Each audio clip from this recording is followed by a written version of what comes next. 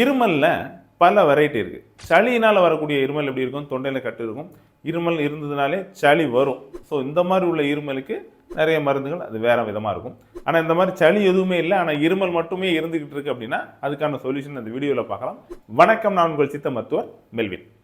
கடுக்காய் சூர்ணம் பொதுவாக வயிறு டிஸ்டர்பன்ஸுக்கு, மோஷன் போகிறதுக்கு இந்த மாதிரியெல்லாம் நிறைய பேர் எடுத்திருப்பாங்க.